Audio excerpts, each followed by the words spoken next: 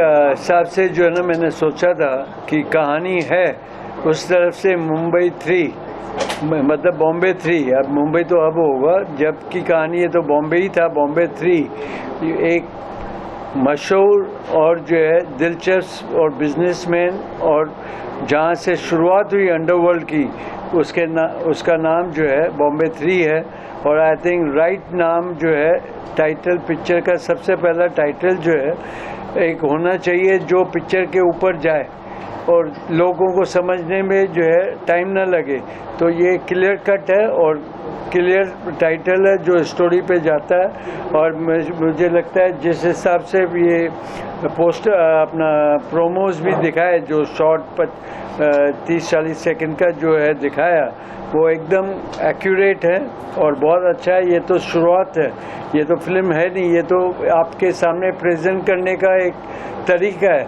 लेकिन जब ये बनेगी और जिस तरह से जो है राइटर जो है अपनी कलम से इसको जो है सींचेगा और डायरेक्टर बैठी हैं यहाँ पे जिन्होंने अनुभव है इनको पास, और जो सबसे बड़ा अनुभव होता है डायरेक्टर के लिए कि जो कहानी वो सिलेक्ट करता है उस कहानी को जो है ना उसके अंदर होनी चाहिए, ताकि सोच जो है ना उनकी होनी चाहिए, माहौल होना चाहिए। और जिस माहौल में ये रहती हैं और जिस माहौल को देखा है इन्होंने बचपन से, तो मुझे लगता है ये इनके लिए केक वॉक है जो एक अच्छी तरह से जो है फिल्म को प्रेजेंट करेगी और दुनिया के सामने लाएगी कि ऐसी भी चीज़ जो है जो आज तक लोगों ने नहीं दिखाई वो इन्होंने दिखा दी। सर उसको देख के आपको आपका भी बचपना याद आया क्या? कुछ है बचपन ये है कि जिस तरह से इसकी सोच है, इतनी एज में जो है इतना सोचना और फिल्म के बारे में सोचना, कैरेक्टर्स के बारे में सोचना, कहानी के बारे में सोचना, कहानी के बारे में सोचना और उसको देख के मतलब जो माहौल इसने देखा है, माहौल को वो गलत तरीके से अपनी पर्सनल लाइफ में भी ले सकता था, लेकिन उस मोहल्ले में रहने के बावजूद इसने इसको कहानी में एक आर्ट के हिसाब से जो है सामने लाने की कोशिश की, जो सराहनीय है बहुत। क्योंकि एक बच्चा जिस तरह से मिट्टी का होता है, जिस तरह से उससे सिखाओ, जिस हिसाब से मोल्ड करो, उस हिसाब से जो ना जिस तरह से मिट्टी का घड़ा बनता है, जो शेप लाना हो ला जाओ। इस घड़े में जो है वो बात है, इस मिट्टी उसने इनकी परिवार ने जो है ना उसको ऐसा सींचा है जो इसकी सोच जो है ना राइट ट्रैक पे जा रही है और राइट ट्रैक पे काम कर रही है। तो इस बच्चे को जो है ना पूरी क्रेडिट ये है कि जिस तरह से माँ बाप की परवरिश इस बच्चे को मिली है उस तरह से वो आगे बढ़ रहा है। सर भविष्य नजर आता है मुझे तो भविष्य जो है जो काम करना जानता है या काम के बारे में सोचता है उसका भविष्य ही भविष्य होता है। भविष्य इंसान खुद बनाता है, बाकी परमात्मा के ऊपर छोड़ देना चाहिए, क्योंकि नसीब और सोच दोनों एक साथ चलती है और दोनों का साथ मिल जाए तो आदमी अपना नसीब खुद बना सकता है अगर मेहनत करे तो। स्टोरी आप जो बना रहे हैं, सरकार ने काफी पाबंदी लगा दी है, अगर कुछ रुकावट आती है तो उसको आप कैसे हैंडल करेंगे? किस चीज़ की रुकावट डाली है? बॉम्बे नंबर 3 क्राइम पे स्टोरी चल रही है, तो आई डोंट थिंक कि ऐसा कोई सेंसरशिप में कोई रूल है। टाइटल पे जो है बॉम्बे 3 जो है 95 तक जो है बॉम्बे टाइटल था। महाराष्ट्र की नोटिफिकेशन है बॉम्बे को मुंबई करना, सेंट्रल की नहीं है। आज मद्रास को चेन्नई कर दिया, लेकिन मद्रास आज भी लोग बोलते हैं। अगर पुरानी फिल्म बनाएंगे तो मद्रास कैफे आई थी, बॉम्बे में आई थी बॉम्बे वेलवेट, तो मैं ही चेयरमैन था उस वक्त, मैंने ही मतलब बॉम्बे वेलवेट पास की थी। तो ऐसे बॉम्बे में कोई ऐसी टाइटल की कोई वो है नहीं, क्योंकि ये 95 के पहले की स्टोरी है। एक सामाजिक संदेश है ये। शाहबाज जी से पूछना चाहूंगा कि ये आपके जीवन के ऊपर कहानी है, तो आपको क्यों आया कि मेरे ऊपर ये फिल्म बनाई जाए? मुझे नहीं आया, मेरे बेटे ने मुझे मोटिवेट किया कि डैड अब आप ये पिक्चर बनाएंगे तो इसका टाइटल क्या होना चाहिए। पहले तो हम बहुत टाइटल के अंदर कस्टमर्स किए, लास्ट में हमने टाइटल को चूज किया कि मुंबई नंबर 3 रखे, और ये 80% रियल स्टोरी है जो मेरे लाइफ से गुजरी है पूरी। इसके अंदर कोई वो नहीं है, एक एक जो स्टेप है वो रियल है। तो अंडरवर्ल्ड से क्या नाता आपको, जो इसमें अंडरवर्ल्ड आपने लिखा है कि तो अंडरवर्ल्ड पिक्चर देखने में बता देंगे ना, अभी बता के पूरी पिक्चर थोड़ी दिखा रहे। उस एरिया में रह रहे हैं, वहाँ से एरिया ही में पिक्चर की शुरुआत है। उस टाइम के क्या हुआ था, उस टाइम की वोटिंग की हालत क्या थी, उस टाइम के नेता लोग का क्या रवैया था अंडरवर्ल्ड के साथ में। क्योंकि उस टाइम पे उस जगह पे हम कहीं ना कहीं 16 साल की एज के थे, तो हमको ऐसा लगता था कि हम भी भाई बने, तो भाई लोग के आजू बाजू में खड़े रहते थे, तो उनका सब हाव भाव हम लोग देखते थे, क्या होता था, कौन नेता आ रहा है, क्या बात कर रहे नेताओं से, नेता लोग को कैसा भगाते थे। और वोटिंग कैसा ही थी, वो भी ब्लैक पेपर की जो वोटिंग थी वो हमने दिखाएंगे इसके अंदर, जो कि मेरे सामने गुजरी और उसके अंदर मैं कहीं ना कहीं उसका एक पार्ट का हिस्सा लिया हूँ मैं। आपको डर नहीं लग रहा कि इस तरह की फिल्म बना के आपको प्रेशर आएगा ऊपर से? क्या का डरना, जहाँ से अंडरवर्ल्ड में जन्म लिया वहाँ से हम नहीं जन्म लिए, उसी में क्या डरना है। इस विषय पर फिल्म बनाने का कैसे शख्स ने जो आपको बताया, तो कैसे आपको जानना है कि बनाना चाहिए, अच्छी बात है क्या? पहले इसने गली गाइस एक प्रोग्राम बनाया, रियलिटी शो, तो इसकी हिम्मत देख के ये पिक्चर में अगर आना बोला तो बोला यस। आप और भी स्टार इसमें रखने वाले हैं? अभी स्टार कास्ट को मैं ओपन नहीं करूंगा, स्टार कास्ट इसके लिए ओपन करूंगा क्योंकि सेंसिटिव पिक्चर है। अगर किसी स्टार को मैं धमकी आए तो मैं आधी पिक्चर छोड़ के भाग गया तो मैं कहाँ जाऊंगा। तो इसके लिए स्टार कास्ट मेरा कोई ओपन नहीं होगा, डायरेक्ट इसका ट्रेलर रिलीज होगा, उसके अंदर सब स्टार कास्ट आपको नजर आ जाएंगे। लेकिन स्टार होंगे? हाँ, स्टार होंगे। प्रिया जी, कब से इस फिल्म की शूटिंग आप स्टार्ट कर रही हैं, हमारे दर्शकों को बताइए। शूटिंग तो स्टार्ट है इसकी ना, अगले साल रिलीज भी रहेगी इसी टाइम पे, दिवाली के टाइम पे अगले साल रिलीज रहेगी, और सर का आशीर्वाद रहा तो उस रिलीजिंग में सर खुद खड़े रहेंगे। तो जिस तरह से ये अंडरवर्ल्ड की कहानी आप उठा रही हैं, तो आप ये मुंबई सर ये एक मैसेज है, ये मैसेज है लोगों को, ये मैसेज है कि वहाँ रहने वाले लोग सिर्फ खराब नहीं रहते, आज आदमी को। हमारे एरिया क्या वो हाल है कि हम किसी को पिज्जा डिलीवर करने बोले ना, अगर हमारे बेटे को पिज्जा खाने का तो पिज्जे के लिए डिलीवर करते हो तो इससे लिख के आता कि ये black list area. No, the area is black listed. यहाँ पे मतलब लोग अच्छे आप रहते वहाँ खड़े हैं, रह के आप पिज्जा मंगाओ नहीं ला के देंगे, लोग वहाँ पे हमारे बहुत एरिया में अच्छे ऐसा कुछ है नहीं, हमारे एरिया एकदम क्लियर है। वो जो 90 के अंदर जो चलता था वो चलता था, अब नहीं है। अब तो वहाँ पे क्राइम नाम का जीरो नाम का क्राइम है उधर। जैसे सर ने अभी बताया, शम्स, आपके रोल के बारे में बताइए, किस तरह का आपका रोल है इसमें? मैं एक ऐसा चाइल्ड इसमें रोल प्ले कर रहा हूँ। मैं वहाँ पे ना एक छोटे बच्चे का रोल प्ले कर रहा हूँ, जिसमें मैं क्रिकेट खेलूंगा और मेरे डैड के पास्ट को लेके चलूंगा। जी, कैसे मन में आया कि कैसे आपने कॉन्सेप्ट बताया कि इसमें फिल्म बनी थी, क्या क्या दिक्कतें आपको फेस हुई से? मैं एक दिन रात में सो रहा था तो डैडी बाजू में थे, तो मैं पूछा अब आपका पास्ट कैसा था, तो अब्बा ने पूरी स्टोरी बताया। फिर मैं 2-3 दिन सोचा, फिर मैंने अब्बा को कॉन्सेप्ट दिया और एटलीस्ट मैंने 24 आवर्स की रिसर्च की थी, पूरा एनालाइज किया, पूरी स्टोरी को लेके देखा, मैंने पूरा एनालाइज किया। फिर मैंने ऐसा अब्बा को बताया तो अब्बा ने बोले हाँ अच्छा आइडिया, चलो बनाते हैं। भैया जी, आप डायरेक्ट कर रही हैं, कितना मुश्किल या चैलेंजिंग है ये जी बनाना? कितना मुश्किल है या चैलेंजिंग है इस तरह की? देखिए सर, एक सर के आशीर्वाद के और सर के हाथ के नीचे हम काम कर रहे हैं, इसलिए चैलेंज तो हम कोई भी एक्सेप्ट करते हैं, चैलेंज हम किसी के लेते नहीं हैं, चैलेंज देते हैं सिर्फ। और डायरेक्शन हमने बहुत किया है, पर अब जो डायरेक्ट करेंगे उसको हम सही डायरेक्टर मानते हैं कि अब हम डायरेक्टर बनेंगे। कहाँ का लोकेशन आपने? जी, मुंबई 3 का लोकेशन रहेगा, तीनों गलियों का, सिंधी गली, चोर बाजार, मटन स्टेट। म्यूजिक का भी इसको होगा, कुछ गाने होंगे फिल्म में? जी, गाने भी हैं, गाने रिलीज बन चुके हैं, हो चुके हैं। टीजर देख के लग रहा है ऐसा कुछ कंट्रोवर्सी होगा, ऐसा है कुछ? ये तो आगे देखेंगे आप लोग तो समझ में आए। मैं हरीश पटेल से सवाल पूछूंगा, फिर आपने कैसे लिखी और क्या क्या इम्प्रूवमेंट लाया उसके अंदर?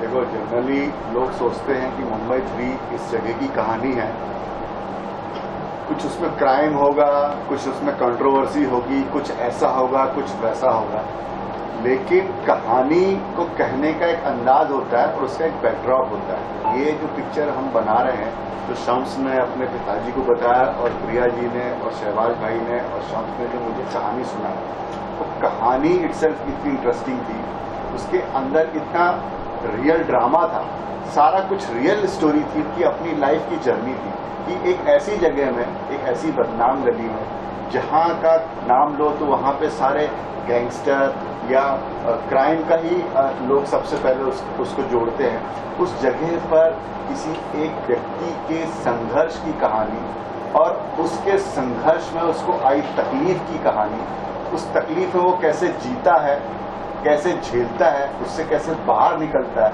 और कैसे अपने परिवार को लेके चलता है। क्योंकि संघर्ष इतना आसान नहीं होता किसी ऐसी जगह में जहां की जगह जो ऑलरेडी बदनाम हो जाए। आपके पीछे एक टैग चल रहा है कि आप मुंबई 3 में रहते हैं, मुंबई 3 में रहते हैं मतलब आपके पीछे पीछे वो चल रहा है परछाई की तरह, कि वो पूरा का पूरा जो बदनाम गली का बदनामी है वो आपके पीछे चल रही सरनेम के जैसे, और उससे आपको लड़ना है, लड़के अपने आप को स्टैब्लिश करना है, अपने परिवार को संभालना है, अपने बच्चे को स्टैब्लिश करना है। और कैसे एक बच्चा अपने परिवार के साथ अपने पिता की देखभाल में कैसे आगे बढ़ता है, कैसे अपने लक्ष्य को हासिल करता है, ये स्टोरी उसके ऊपर है। बनता हुआ कमल का फूल है, जो निचोड़ यही है कि कीचड़ से कैसे बाहर निकल के कमल के फूल की तरह खिलता है। जी बिल्कुल। बीजेपी का मत समझिएगा लेकिन ये जो है इस मोड़ ये है कि हालात जो है ना इंसान को कितना मजबूर करती है और वो मजबूरी से कैसे बाहर निकलता है। इसके अंदर ये एक मुस्लिम लड़का मुंबई नंबर 3 का एक हिंदू लड़की से जाके एमपी के अंदर मतलब कट्टर संगठन कहानी मत बताइए। हिंदू लड़की से शादी करके इधर आज तक के उनकी जल्दी बताने का नहीं बताने की। रिद्धिमा जी, आपका क्या रोल है इस फिल्म के अंदर? क्या कहानी सुनाई गई आपको? देखिए, मैं अभी या आप मुझसे कंट्रोवर्सी वाला क्वेश्चन पूछ रहे हो। अभी थोड़े टाइम पहले कहा गया था कि बहुत सारी चीजें रिवील नहीं करनी है, तो मैं कहानी तो ऑलमोस्ट हम सबको समझ आ गई, बहुत क्लियर है। आप सब इसे कंट्रोवर्सी की तरफ से नेगेटिव पार्ट से देख रहे हो और मैं इसे पॉजिटिव पार्ट से देख रही हूँ कि एक बच्चा कैसे उस चीज से स्ट्रगल करके आगे बढ़ा है अपनी जिंदगी में, उसने कैसे चीजों को अचीव किया है। और हम हमेशा रोते रहते हैं ना, हमारे पास ये नहीं है, वो नहीं है, ये नहीं है। बहुत सारे लोग इस लाइफ में ऐसे भी हैं जिनके पास कुछ भी नहीं है और उन्होंने बहुत कुछ हासिल किया है। तो ये उसका एक छोटा सा मतलब 3 और वैसे किसी की जिंदगी को आप 3 घंटे में नहीं दिखा सकते हो, तो उसने अपनी पूरी जिंदगी, इवन अपने माँ बाप की जिंदगी को भी उस 3 घंटों के फ्रेम में उतारा है। तो हमें बहुत कुछ सीखने को मिलेगा। तो हम इसका नेगेटिव ना देख के यहाँ से प्लस पॉइंट लें कि कैसे जिंदगी में आगे बढ़ सकते हैं और कैसे अपने चीजों से मतलब फाइट करके हम आगे जा सकते हैं। क्यों आप बीती की कहानी है। कंट्रोवर्सी तब होती है जब एक मौला जिसकी जो है इर्द गिर्द जो है ना कहीं भी आपको जो है ना पॉजिटिवनेस नहीं मिलती। हर इंसान जो दूसरा भी है उसको नेगेटिव देखता है। जिस तरह से इन्होंने बताया कि पिज़्ज़ा, आज भी पिज़्ज़ा वाला लेके पिज़्ज़ा नहीं आ रहा, वो ये बीते हुए ज़माने हो गए, 40 साल हो गए, लेकिन आज भी पिज़्ज़ा वाले को डर लगता है कि इस मोहल्ले में नहीं जाना। तो अगर आप जो है ना जो 2 लोग देखते हैं फिल्मों से, कोई सीखता तो नहीं है, जो माहौल होता है उसको फिल्म पर्दे पे लाया जाता है। एक आईने की तरह जो ना सामने लाना है। अब उसमें किसको कितना समझ में आता है, वो ऑडियंस जो है अगर ये मजबूत होती है पकड़ने में कि आपकी जो सच्चाई जो है आपके दिमाग में बैठती है, तो ये लोगों को डर नहीं लगेगा, वरना जो डर है वो कायम ही रहेगा। तो इस तरह से जो है फिल्में आईने की तरह जो ना सामने लोगों के पेश होती है और इस तरह से सच्चाई दिखाना अपने तरीके से अपनी कहानी डाल के, ये मतलब कंट्रोवर्सी का विषय है ही नहीं। कंट्रोवर्सी होती तब है जब आप दूसरे को नेगेटिव दिखा के अपने को पॉजिटिव दिखाओ। हमको लोगों ने नेगेटिव किया, अब कैसे पॉजिटिव होंगे वो कहानी है। बहुत सारे पहलुओं में लोगों ने अपना बयान दिया, लेकिन मैं ये कहना चाहूँगा कि ये फिल्म के माध्यम से समाज को एक संदेश पहुँचने वाला है और ऐसा तगड़ा संदेश पहुँचेगा कि आपने कभी सोचा नहीं होगा कि ये ऐसा भी होता है। मैं आपको एक बात बताऊं कि आप क्राफर्ड मार्केट से लेकर के सात बस्ता, ये पूरा मुस्लिम इलाका है। ये गारंटी के साथ कहता हूं मैं कि अगर रात में 2 बजे कोई लेडी अकेली क्राफर्ड मार्केट से लेकर के 7 बस्ते तक, जैकब सर्कल तक भी जाएगी, किसी की मजाल नहीं है कि उसको छुए या उसको छेड़े। ये संदेश जा रहा है कि ये इतना बदनाम इलाका नहीं है कि जितने के लोगों के दिमाग में बैठा हुआ है।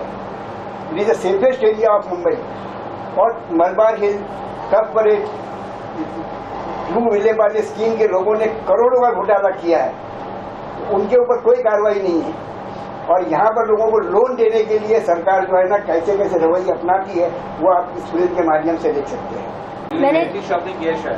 मैंने इससे पहले गली गाइस हम है गली गाइस के ऊपर काम किया था। मेरे हिसाब से नाज़मा आंटी और वसीम अंकल के प्यार के जो बहुत ज़्यादा आगे गया था वो, मैं बहुत थैंक यू बोलना चाहता हूँ उनको। मुंबई 3 में कितनी तैयारी? बहुत तैयारी किया हूँ मैं, बहुत एनालाइज किया हूँ। 24-24 घंटे मैंने बैठ के एनालाइज किया हूँ। सोया कब? टाइम निकाल के सो लिया बस बीच में। जगह पे मैं पैदा हुआ और वहीं जगह पे अंडरवर्ल्ड ने जन्म लिया। मेरे को वो जगह से डरने की जरूरत नहीं है। और हिंदुस्तान के संविधान में कहाँ लिखा है सच बोलना और सच दिखाना झूठ है, जुर्म है। मैं सच सामने पेश करूँगा। जब हिंदुस्तान के लोगों को करने में शर्म नहीं तो मेरे को दिखाने में मैं क्यों शर्माऊँ।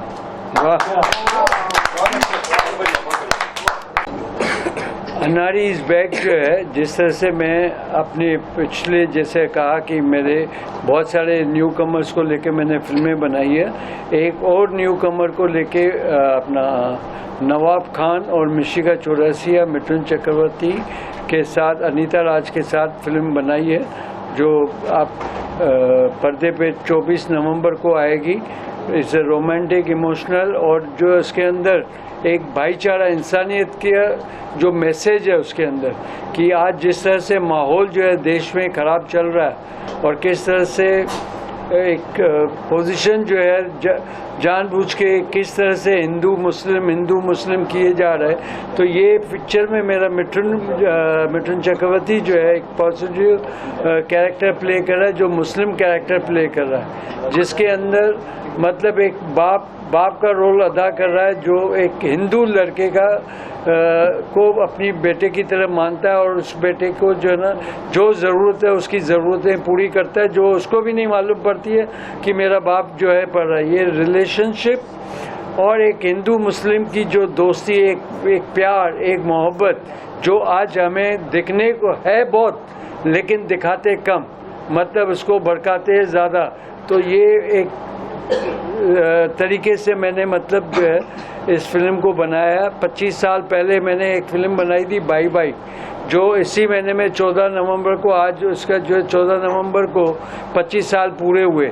वो भी ब्रदरहुड पे पिक्चर थी। दोनों हीरो, एक हिंदू था एक मुस्लिम था, और दोनों का जो है रिलेशनशिप जो है ना एक भाईचारे का था।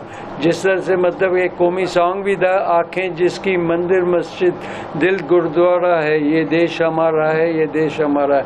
उस तरह से 25 साल के बाद मेरी वही उसी महीने में मतलब एक हफ्ते बाद मतलब हिंदू मुस्लिम के भाईचारे और इंसानियत के नाते के एक फिल्म रिलीज़ होने जा रही है, जो आज ज़रूरत है, जो एक डर पैदा किया गया है मुस्लिम कौम में कि भैया आपको जो है ना इस तरह से जो है ना हम हिंदू राज्य बनाएंगे, वो कम से कम एक रिलेशन देख के उन चीज़ों से हटके, परे हटके एक फिल्म में आईना बन के लोग देखें और उसको अपना प्यार दे, और इसमें लगे कि भी आज भी फिल्म इंडस्ट्री जो है ऐसी फिल्में नहीं बनाती जिसमें सिर्फ जो है मुस्लिम कैरेक्टर को नेगेटिव दिखा दो। मोस्टली क्या हो रहा है कि फिल्म के ज़रिए हर मुस्लिम को जो है टेररिस्ट माना जाता है, जिस तरह से प्रोजेक्ट किया जाता है कि ये हर मुस्लिम जो है ना टेररिस्ट है।